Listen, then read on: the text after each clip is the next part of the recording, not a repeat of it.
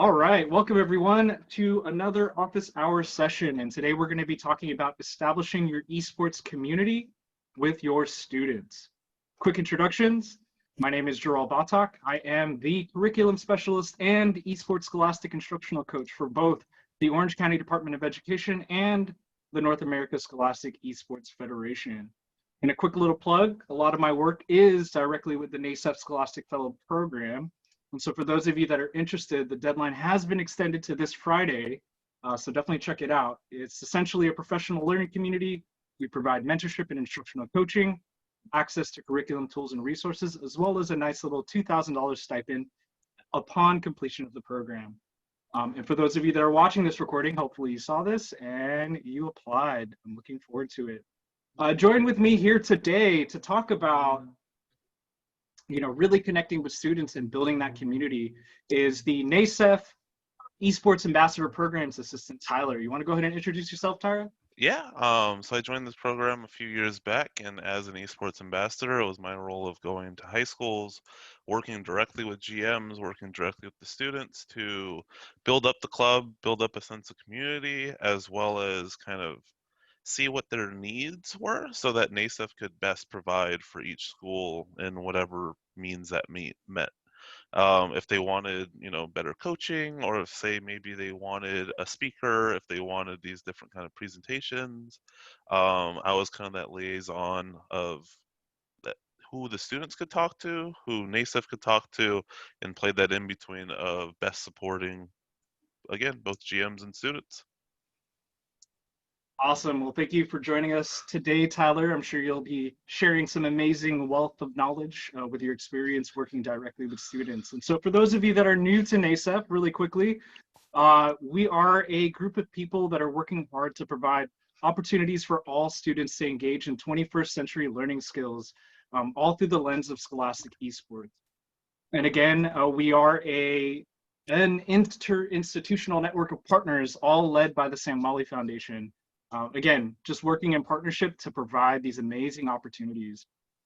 And so, Tyler, you want to give a little rundown for today?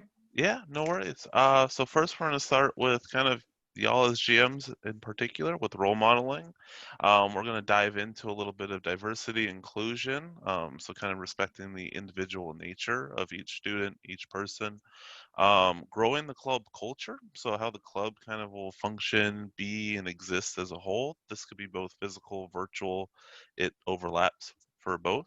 And then ideas and activities. So we'll try to cover, again, both some of the aspects for physical, so, come future, but also a lot of the virtual stuff, because we know that that might be kind of a hiccup right now with all the changing times. It gets kind of rough. But even still, we stick to the saying of meeting kids where they are. And that's hopefully what this will help you do. This will hopefully help you GMs kind of reach out to your students and meet them where they are, be it on Discord, through your Hangouts, through whatever else. Y'all are key components to your club. And as I was bringing up with role modeling, being self-aware is like the most important part because it is how you convey yourself, how you bring yourself to the club and to all of its members is what the students are going to kind of see as what's normal. If you bring this personal bias that Animal Crossing kind of sucks, so we're just not going to do anything with Animal Crossing, you're going to hurt all those who find Animal Crossing entertaining, all those who like gaming and want to be a part of this, but maybe their game is considered a casual game, such as, like, again, let's say Animal Crossing.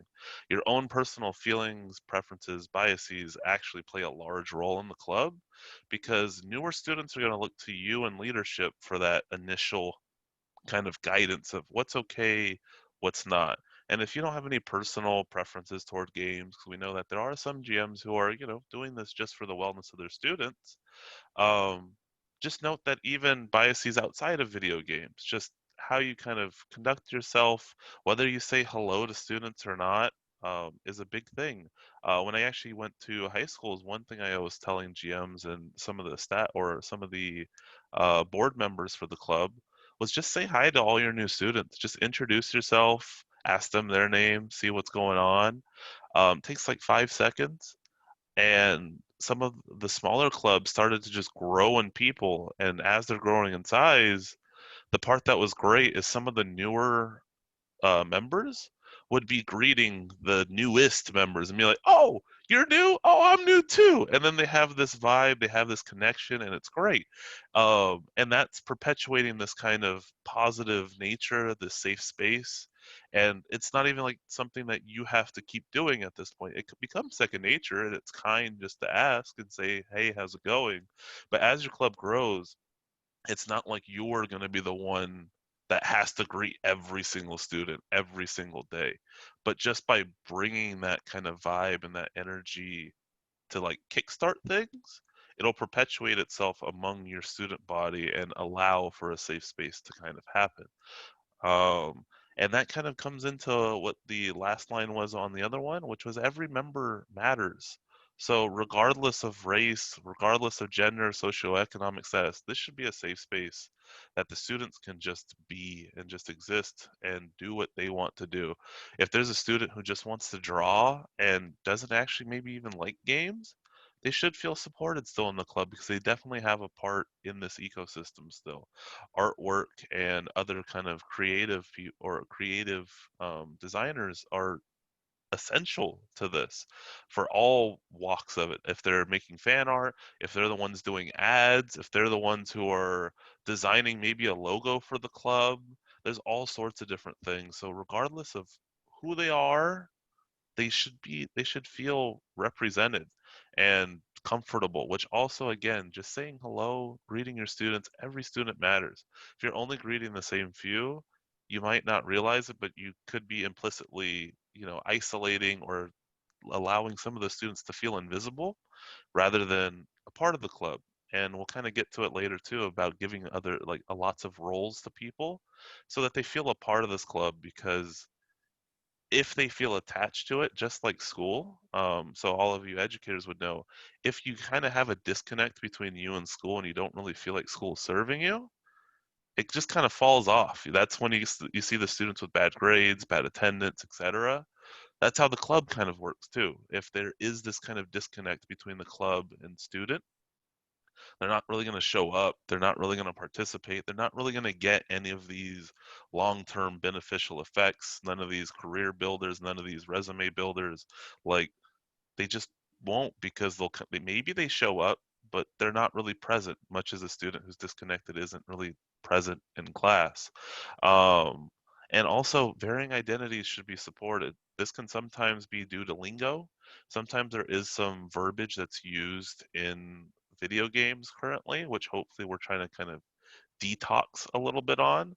But just regarding, there's just, you know, potential barriers and varying differences among people, such as like the competitive versus non-competitive group. There's some who just want to play for fun and that's it, and that's what's all they care about.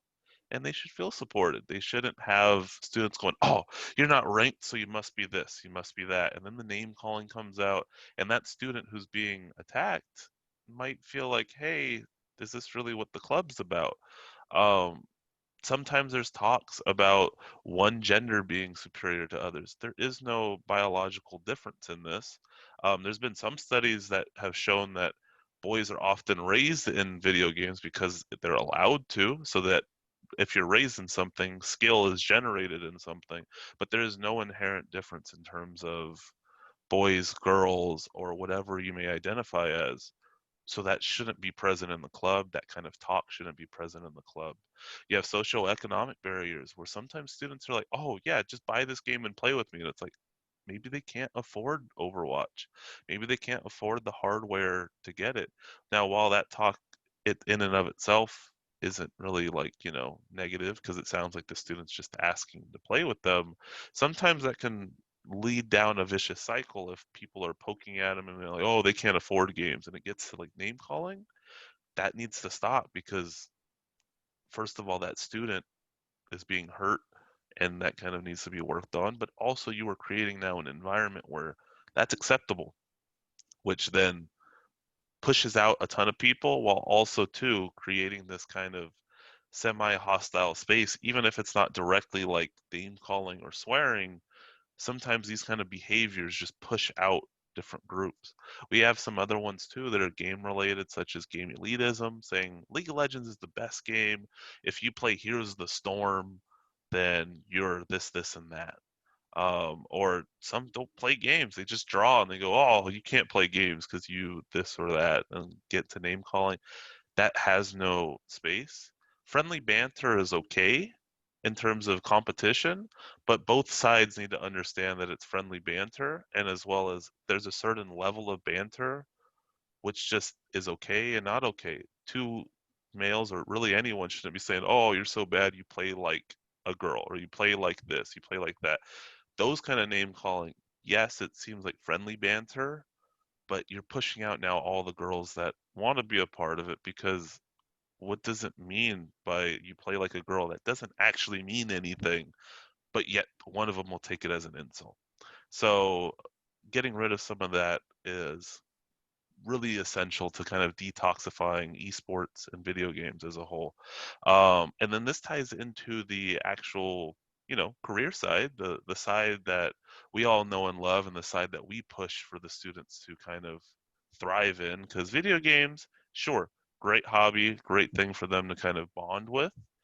But also too, there's so much more in terms of career building. So again, we always show this diagram.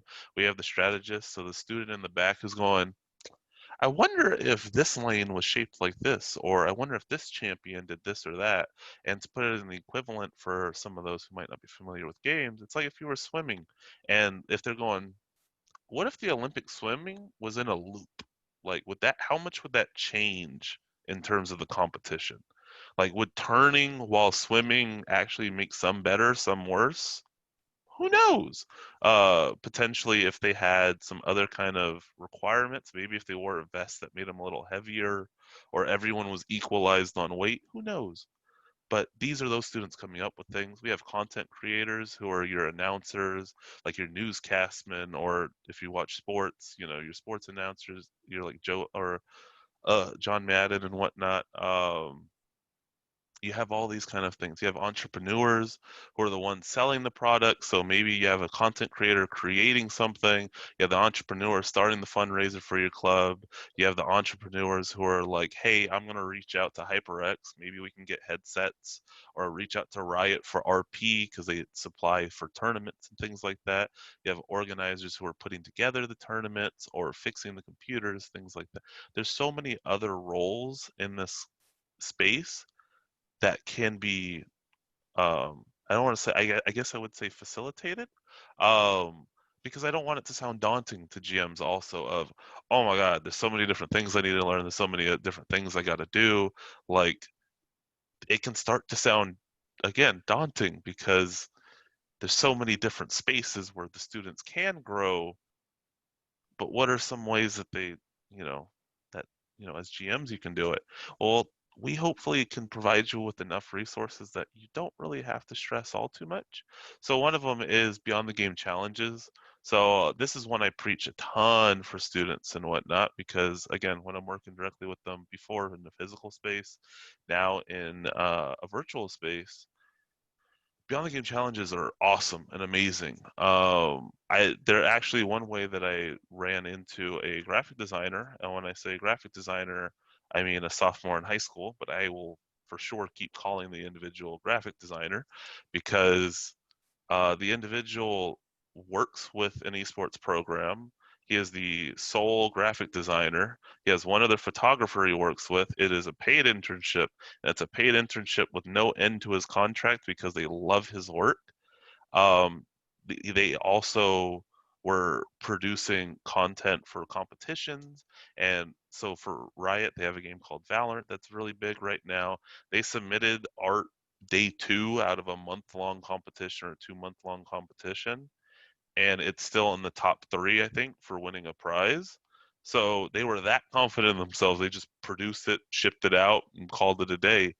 Um, and yet, when I speak with the individual regularly, there was little things like the student didn't know that they needed to make a portfolio.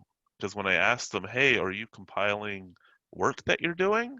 And they were like, why would I do that? And I was like, okay, all right, lesson number 1, portfolio. you need to start compiling some work, because later on for your resume, you need this. This is what you do in terms of getting a job. This is what you do in terms of applying for new schools. This is you as an artist, essentially. Um, and the individual didn't know that. Sometimes it's simple things like that that help the student. In no way am I helping him at all with art.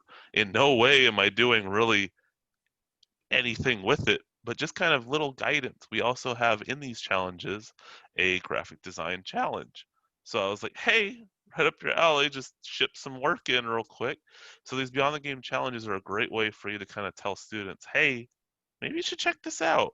Or hey, who's interested in submitting some video clips? And that's how you kind of find in your club who are your creative folk who want to do video clips and whatnot. Who are your fine folk who do fine art, who do the design, who do cosplay, who want to interview? These things tie into different aspects of the ecosystem. So it's a good way for you to kind of find it. Um, and other than Beyond the Game challenges, we also have all the toolkits that we got going on the website. One of the key ones is, or not key ones, but I think one of the good starters, it's not on here, but it's the Discord one, because there's tons more also. Again, this is on your club page, so when you log into your portal, you should see like a toolkits button. There might be 4 options, and then that option categorizes like all these other ones. So if you don't see it immediately, you're like, oh, I only have 4 options. It's actually in one of those categories. It's like the Discord one's great for those who've never really used Discord as like a good tutorial. But on top of that, you don't really like, it's good to know the information, but don't feel the necessity of, oh my God, I have to learn how to stream so my students can do it. Oh my God, I have to learn what shoutcasting is. Oh my God, I have to do Discord. Don't worry about it. Don't sweat it. These things are here so that you can understand, you can be on the same page with your students, you can empathize, but honestly, a lot of the students should be doing the heavy lifting in terms of this. In terms of Discord, really, again, you're there for facilitating primarily. You are there to provide that kind of contact point for conduct things. You're there for setting up the teams and kind of working that out. But in terms of managing Discord, students can do that. Students are already there. So again, like we said before, we're meeting kids where they are. We're not creating brand new spaces and then taking that and then having to flesh it out. We're going to where they are and just making it a positive environment. So if they're already on Discord, run it. Let them run it. Let them just check in from time to time. Another one is the club charter. The club charter is like an essential piece to work with the students on, because if you work with the students on it, holds them accountable. There's many guidelines, statements, purpose, or statement of purpose, governing document. Really, you're just kind of fleshing out what is okay in this club, what is not. I was actually a resident life coordinator, or not, sorry, not resident life coordinator, resident advisor who worked with the resident life coordinators at UCI. And when I worked with the freshmen, we actually came up with our own hall charter. Like, hey, is this okay? Is this okay? Like, hey, are we going to share some pots and pans? Everyone use their own, etc. Um, and it was great because anytime there was problems, the students came up with these. So when there's something wrong, you just kind of point at the document and go, well, you said that this is how we wanted to run things. Um, and it kind of takes a lot of weight off your shoulders too, in terms of having to like rule with an iron fist or feeling like that. The students will also self-regulate if they're in on this, if they all agree on this. They chose this. So if one student steps out of line, other students will also help in terms of, hey, hey, hey, that's not okay. So ensuring that your club charter is done properly and with your students is actually a tremendous help in terms of making sure that the club is kind of running efficiently. Um, we also have, again, the ecosystem. This is definitely a big part as well. Because, again, like I brought up earlier, if a student feels disconnected with the club, it makes it very difficult to, um, for them to kind of really want to partake in anything, or not only partake in anything, but just, feel a part of it, like an essential piece, like they actually do matter. So whether you're a small or big club, find opportunities. They are there. If your club has a Discord, again, you as GM, you take some of the weight off your shoulders. Y'all already have a ton as is. A lot of you are educators and going through a lot right now. So the least thing you need is to add one more plate of learning to do new things. Um, Learn enough so you're in the loop. So you're not like, what's a Discord? And then the students are just running Discord the whole time. Um, but let the students do it, and a lot of them will be stoked to do it. Again, we had beyond the game challenges. One of them was to create bots. So bots are something that automate the Discord. So if someone says a curse word, it just auto deletes it and things like that. Um, that's a challenge that students can do. So first of all, they can potentially win $500 scholarships. I think that one also had Discord Nitro subscription, meeting with a professional, so they could just meet with someone who's a videographer, a graphic designer, or whoever they want. So there's these challenges they can do. So they get rewards, and they're also running the Discord. They feel a part of the group, and not only one person has to run it. So you can start to see how students get involved, students are participating. There was this high school I went to where a student really wanted Fortnite involved, but no one wanted to do Fortnite. Everyone was Overwatch players. They're like, we don't really want to run that, and also I don't know how. And then they came to me because it was the president and VP saying, "What do we do?" And I was like, "Well, do they have an idea for how to do it?" They're like, "Yeah, they had this idea, this idea, this idea." Well, let them run it. Make them Fortnite program leader. And sure enough, they made him the Fortnite organizer. So anytime there was a Fortnite tournament, they all went to that student. And sure enough, all of a sudden there's 20 new students joining the club because they're like, "What? Y'all do Fortnite? Like that's cool." And they're super stoked. And it's all because they just let a student run it, do what they do. And if, it goes well, keep it going. Um, and then again, that ties right into that student who's taking that initiative, who's going through creating the tournament, running things. That's an organizer. They can plan future events, and that's also kind of semi resume building. Like if they keep running tournaments, if they keep going, they can say, "Hey, I ran tournaments of 20 plus something people. I produced the, advertisements. I pushed out call or contacted people for prizing. I called this, I did that." Like they're already building their resume at any level in high school. They could be a freshman helping with this. They could be a sophomore helping with this. And also they're building those skills. They're building communication skills, they're building organizational skills, they're building leadership skills. They're building all sorts of skills. And also too, our career pathways on the website, it's if you click the learning tab at the top and just go to career pathways, you can see too Hitmarker, which is a company that finds esports jobs.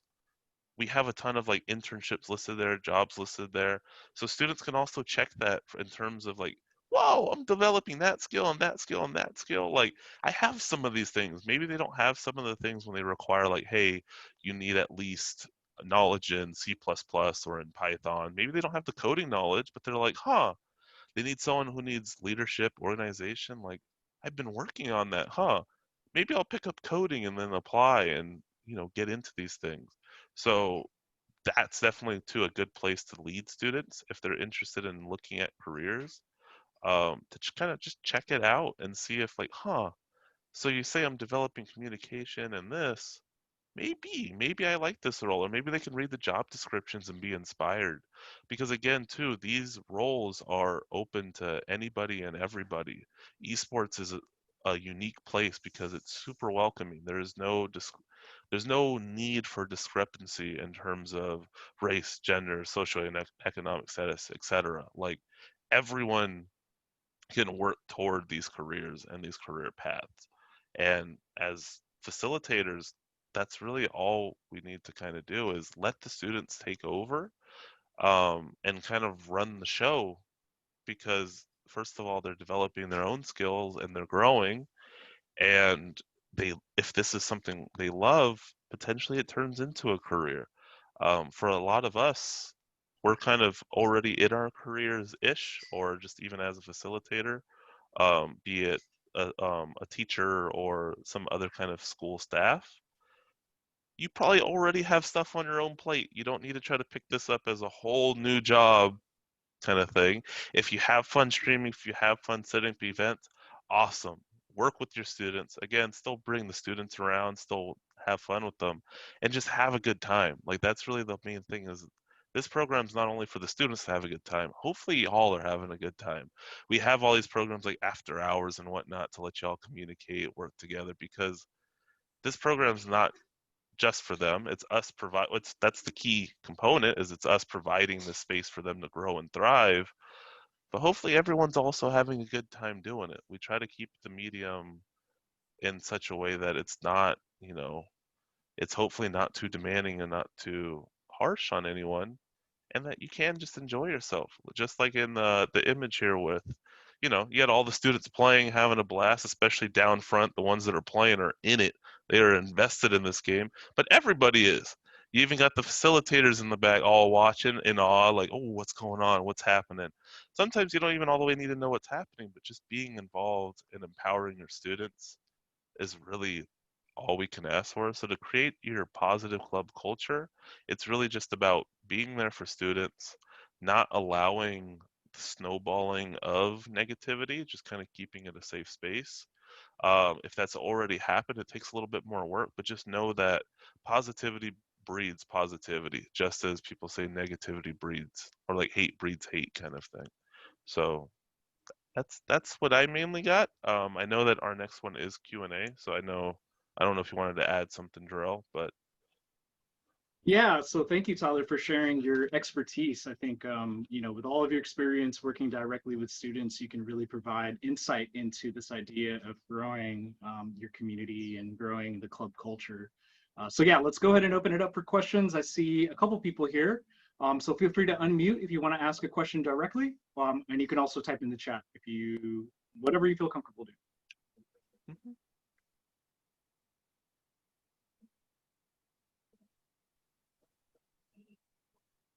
All right. Or Any also to questions? any thoughts, questions, concerns, etc. I don't really have a Hey, question, but I Morris. do appreciate that you all shared all that information because I didn't realize all that was on the website to share with the kids. Yeah, there's a lot of Absolutely. stuff on there. I know that was the first thing too for me when I joined the program. I was like, "This is cool. There's some content. Oh, there's more content. Oh, there's more content." It's one of those just familiarizing yourself. I found my like one thing I do too when I work with high school students right now, um, is they ask a question and I'm like, I know for a certain it's somewhere on that website. So sometimes it does take me like hey, let me get back to you in like 15. I gotta let me look through here, and I'm like, ha, I found it. Copy, paste, and send them a link. And be like, look, if you check out here, this fleshes out a lot of what you were looking for. So a lot of the times, what you're looking for is on the website somewhere. The issue is students often don't want to look for it. I know personally, sometimes we don't even want to look for it because sometimes it takes quite a bit because you got to click through a lot of tabs. But just know that you are supported and the information is there. And push come to shove, we are available often on Discord. I know I'm personally in both the GM Discord and in the community Discord. And my role is not just for students. I've had GMs come to the Discord hangout and say, "Hey, I don't know how Discord works," and I sat with them and worked them through Discord. I told them about the toolkit and we broke things down. So also too, the people are available almost always and anywhere when you need us. Absolutely, Tyler. So if you do have questions, we are going to wrap this up. You can always reach out to us directly. We have our email on the screen here, and then obviously we have the NASEF Discords that you can reach out to Tyler to as well. But for any general questions, you can also just email us at info@nasef.org. So thank you again, Tyler, for sharing. It's always great to have these conversations with you. And I hope those of you that are watching, we're able to gain some insight. So thank you again, and I hope everyone has a safe and healthy day. Yeah, always a pleasure being here. Thank you, Drew.